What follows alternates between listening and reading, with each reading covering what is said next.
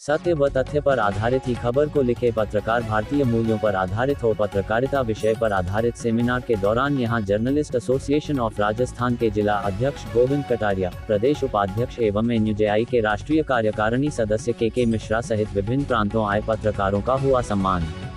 National union of journalists India (NUJI) की 2 दिवसीय executive meeting शनिवार को यहां गंगाशहर रोड स्थित हंसा गेस्ट हाउस में शुरू हुई।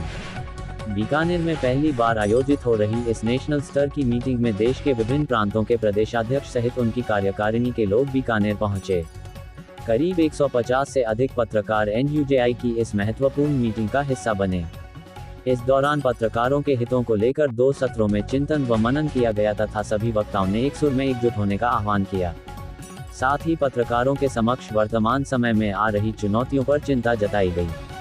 इस दौरान आगरा घोषणा पत्र पर चर्चा हुई तथा इसे लागू करने पर सहमति जताई।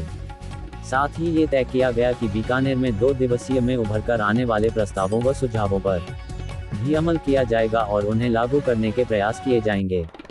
इस दौरान अलग अलग प्रांतों से आए पत्रकारों ने अपनी बात क्षेत्रीय भाषा में ही रखी, जिसका करतल ध्वनि से स्वागत किया गया। सत्य व तथ्य पर आधारित ही खबर को लिखे पत्रकार शर्मा। इस अवसर पर एनयूजेआई के नेशनल प्रेसिडेंट सुरेश शर्मा ने कहा कि पत्रकार को सत्य व तथ्य पर आधारित खबरें ही प्रसारित करनी चाहिए। आजकल ये देखा जा रहा है कि मीडिया के लोग नेताओं के लोन में ज्यादा नजर आते हैं। उन्हें नेताओं के लोन से निकलकर जन सरोकार वाली खबरों की ओर ध्यान देना होगा। इसके लिए उन्हें जनता के बीच ही रहना चाहिए। शर्मा ने कहा कि जब तक पत्रकार साथी जनता की आवाज नहीं बनेंगे तब उनकी सामाजिक मान्यता नहीं बढ़ेगी। अवसर पर सुरेश शर्मा ने कहा कि पत्रकारिता राष्ट्रहित में ही होनी चाहिए, इसलिए हमें समाज में सामाजिक सौहार्द बनाए रहे इस पर भी कलम चलानी चाहिए। साथ ही निष्पक्षता व निडरता के गुण भी पत्रकारों में विकसित होने चाहिए। इस दौरान नेशनल प्रेसिडेंट सुरेश शर्मा ने बताया कि अब तक 22 राज्यों में हमारी इकाइयों का गठन हो चुका है तथा 25,000 पत्रकार हमारे सदस्य हैं और ये संगठन पूरे देश का सबसे बड़ा पत्रकारों का संगठन है। चिंता की है जो हमारे देश की सर्वाधिक रेपुटेटेड संस्था है, चारों स्तंभों में से वो है न्यायपालिका। आप न्यायपालिका रोजाना एक कदम दूसरे क्षेत्र में हस्तक्षेप कर रही है। इसका मतलब ये होता है कि मीडिया को न्यायपालिका आमंत्रण कर रही है कि अब आप हमारी निगरानी में रखिए। मैं बीकानेर की धरा से ये सबके सामने, मैंने इससे पहले भी 2 बार बोला है, मीडिया न्यायपालिका के इस नकारात्मक पक्ष के बारे में कलम उठाने की कोशिश करे। हमारी मर्यादा का पूरा ध्यान रहे, क्योंकि देश में न्यायपालिका सर्वाधिक सम्मानीय संस्था है। वो अपने विशेषाधिकार या उनके कोड ऑफ कंडक्ट का जो एक दायरा है उसका ख्याल रखिए, लेकिन आप उस बात को उजागर करिए। ये पहला दौर है जिस दौर में न्यायपालिका पर टिप्पणियां इतनी तेजी से हुई हैं, फैसलों को लेकर के टिप्पणियां हो रही हैं। मेरा कहना यह है कि न्यायपालिका हमारी खबर पालिका को एनयूजे जामवंत की भूमिका निभाकर हनुमान की शक्ति याद दिलाएगा और आने वाले समय में पत्रकारिता फिर से जागेगी। इसी अपेक्षा के साथ और इस बैठक के परिणाम सामने आएंगे। बहुत बहुत धन्यवाद। राजस्थान, बिहार, महाराष्ट्र ऐसे राज्य हैं, उत्तर प्रदेश भी, जहां मध्य प्रदेश, जहां पत्रकारों को पेंशन मिलनी शुरू हो चुकी है।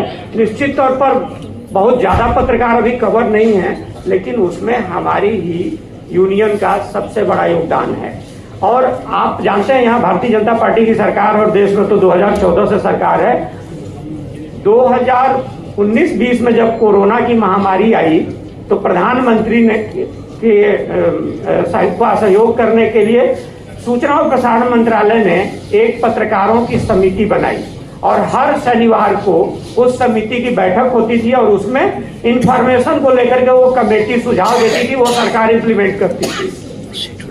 तो उसके एक सदस्य थे हमारे ही साथी, तो उन्होंने एक बार मुझसे पूछा कि हम तो सुझाव दे के थक गए, कोई नया सुझाव दीजिए ताकि कल की मीटिंग में हम रखें। तो मैंने उनसे कहा कि सबसे बड़ी, मैं बहुत स्पष्ट रखता हूँ, साफ सुथरी बात करने वाला हूँ और कई बार लोगों को बुरा भी लगता है, तो इसलिए अगर मैं कोई बात ऐसी कह दूं तो क्षमा करना मुझे, क्योंकि मेरी आदत है। तो मैं देखता हूँ, कोई बोलता हूँ जो देखता हूँ। आपने कहा पत्रकार जो है वो नेताओं के चंगुल में फंस जाते हैं, ये बात आपकी सही है। यानी पत्रकार जो होता है वो मेरे विचारों से स्वतंत्र व्यक्ति होता है, वो किसी के दबाव में नहीं होना चाहिए। जो देखा है वो उसे लिखना ही चाहिए, चाहे कोई कितना ही बड़ा व्यक्ति क्यों नहीं हो। फिर पत्रकार होता है वो, उसको बताने की जरूरत नहीं, उसको स्वतः ही वो खोज करता है। आजकल क्या होता है, बड़े बड़े जो अखबार होते हैं उनमें अलग अलग विभाग बने होते हैं, शिक्षा विभाग, चिकित्सा विभाग, उसके प्रभारी होते हैं पत्रकार, वो वहां की न्यूज लेने जाते हैं। तो शिक्षा विभाग वाला जो पत्रकार है या चिकित्सा विभाग वाला, वो उस अधिकारी के पास बैठता है और फिर वो अधिकारी जो बताता है वो लिखता है, लेकिन वहां क्या देखा है वो नहीं लिखता है। आप वहां जा रहे हो, शिक्षा विभाग में गए हो, आपने वहां गए हो, अधिकारी पास बैठो, वहां ने क्या देखा है उसको लिखना चाहिए, लेकिन अधिकारी जो बताता है वो ही लिखते हैं। इसका मतलब कहीं कहीं प्रभाव में लिखते हैं। इसलिए मेरा निवेदन है कि पत्रकार को, मैं विधायक हूं, आप मेरे सेवा केंद्र आइए और वहां आपने जो देखा है वो लिखिए। जेठानंद क्या कहता है वो नहीं लिखना, जेठानंद क्या कर रहा है वो लिखना। ये एक पत्रकारों का होना ही चाहिए।